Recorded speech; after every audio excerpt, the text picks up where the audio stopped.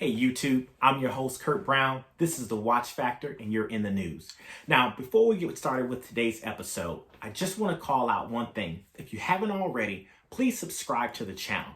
Now, for some of you that may have been wondering, why do so many YouTubers and content creators ask? Well, the reason why we ask for you to subscribe is that it helps YouTube to recognize that there is truly support for the channel. As I always say, if you haven't already, subscribe, share, comment, and most of all, enjoy this. So let's get started with today's episode.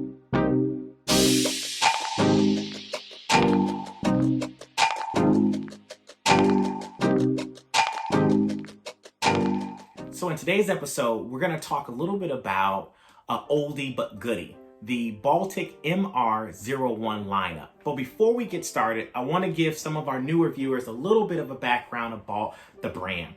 Now, Baltic watch brand was actually created in 2017, and it's a French-based brand that kind of focuses more on vintage design and inspiration based off of some of the models of our past, right? They do everything from chronographs, they do tricone packs, they do bicone packs, and a wide variety of other different designs and elements. Divers watches is comprised within their lineup. But since they've only been in existence since 2017, you would think that there wouldn't be such a strong following. Most brands need years and years, but when Baltic designs a watch, they do it very well. The level of craftsmanship, the way that they outsource their different components and assemble them in France, and above all, the affordability and price point that you get. So when you mix that price point and that craftsmanship all in one, the execution is just phenomenal. And so many of us have had an opportunity to experience Baltic watches, and most of us are thoroughly impressed. So let's jump over to the MR01. Now, this was a watch that was released back in 2021, and overall, reviews were just out the door. Everyone loved them, so much that for those of us who kind of got wind of Baltic a little late in the game, these watches were already sold out, and if you were on the website, there was no chance that you were getting them. As we began to kind of dig for them on the pre-owned market, you began to see increases in price that exceeded or basically doubled. I mean, watches that were going for at a regular retail of, let's say, sub $700 or so, depending on where you were getting it, on the gray market going for $1,000, $1,200, $1,500, depending on the model variations.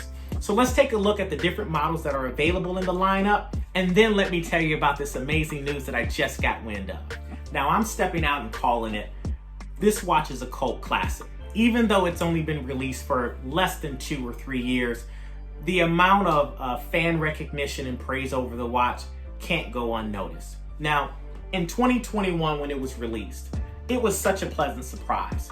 A nod back to the vintage designs of old, a 36mm watch with a case thickness of 9.9. Something that you just don't see in the direction of where we're going in today's kind of watch designs and watch aesthetics. The watches are not Swiss made, but that doesn't mean that Baltic cut corners. They use well-made parts that are outsourced and then actually assemble them in France. And most customers, I would think, are very pleased when you consider the price point of these watches. Now, the lineup comes in a set of 3. There is a salmon dial, a blue dial, and then a beautiful kind of silver dial. And the design is a combination that includes both Breguet Roman numerals and then a separate seconds hand that sits elegantly at 7 o'clock. Something that you just don't see until you choose to go into areas of Patek, Vacheron, Breguet, and some of the more higher end exclusive brands. When you flip this watch over, all of the watches come with exhibition case back that houses this beautiful movement, the ELA05MN. This is an automatic movement with a micro rotor, 30 joules, and a power reserve of 42 hours. At the end of the day, you cannot knock the beauty and craftsmanship that you began to see when you look at the different finishings that exist on this watch. Now, the micro rotor is not just a pleasantry to look at. It actually helps with the case thickness because the micro rotor sits within the bridges and the plates of the actual movement. And that's why this watch is able to sit at a sub 10 millimeters in overall case thickness. Now, at a sub $700, this watch is a collector's must-have. Whether a watch nerd because of micro brands, or a nerd because you're a lover of micro rotors and certain movement designs, or if you're just kind of one of those purists who kind of love those smaller case size, that sub 37 millimeters, this watch checks all the marks for you. The dial kind of has what appears to be almost textured like a bead blast, but then in combination with these elegant, highly polished brigade numerals that you see within the dial. The fact that they decided to go with a 36 and kind of give that nod back to the past. You could play this watch both ways. You could dress it up and make it a very elegant looking watch, but you could also kind of bring it down and make it a very casual watch depending on your strap variations. I also like the fact that Baltic was kind of bold. So if you look at the strap design, you're not seeing the traditional black and brown straps. You're seeing grays, you're seeing greens, you're seeing other colors. And that's just kind of letting you know that you can be curious and courageous with these watches to play them in different elements. When I flip it on the back, listen, this is not a $10,000 watch. So I'm sure for some of you who are gonna put a loop to this watch, you're gonna find something that may not be perfect. But for a watch that falls under $700, I mean, you can't go wrong with this watch. And I love the design, and I love the fact that they chose to expose the movement. I love the fact that in today's environment where you could have chose to go with a traditional automatic, you chose to kind of take a little chance and go old school and put that micro rotor movement in there. And at 42 hours of power reserve, I can't knock that. You hit the standard right there and there. So overall, these watches I think will go well, and I think you will be surprised at how many people will really want to have their hands on this watch, whether it be now or in the future. But the guys over at Baltic, they do an excellent job of listening and taking that feedback provided from their customer base.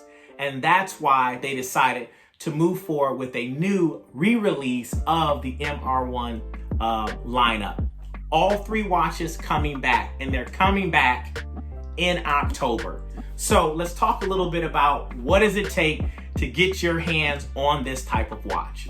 Now, the details are going to require you to take a little bit of a deeper look to understand what it requires to actually get this watch. It looks like, based on what I'm seeing on the website, that this re-release is going to come in 2 phases. So on October 13th, the window will open for a total of 10 days. That's right, you've got 10 days to go in and place your actual pre-order.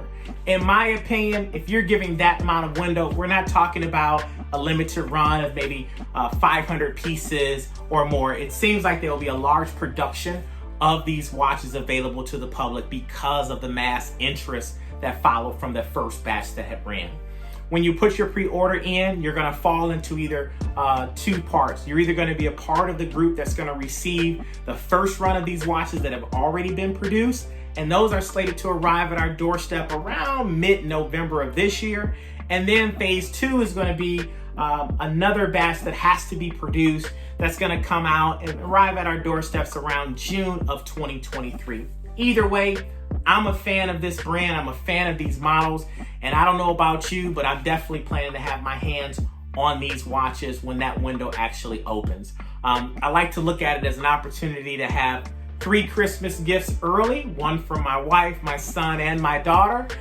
They don't realize it, but Dad wants to say thank you in advance for these watches. So that's it for this episode. Let me know what you think. If you're already a fan of Baltic and you already have the MR01, what are your thoughts of the watch so far? Does it still continue to check all the boxes that we kind of found to make this watch amazing? Or if you're one of the ones like me that's about to go out here and be on this pre-order list, which model are you looking for? Is it the blue? Is it the silver? Is it the salmon? Is it a combination? What about the watch draws your interest? I would love to know your thoughts and chat with you a little bit about it. Well, guys, that wraps up for this episode. You guys have a wonderful day. Take care.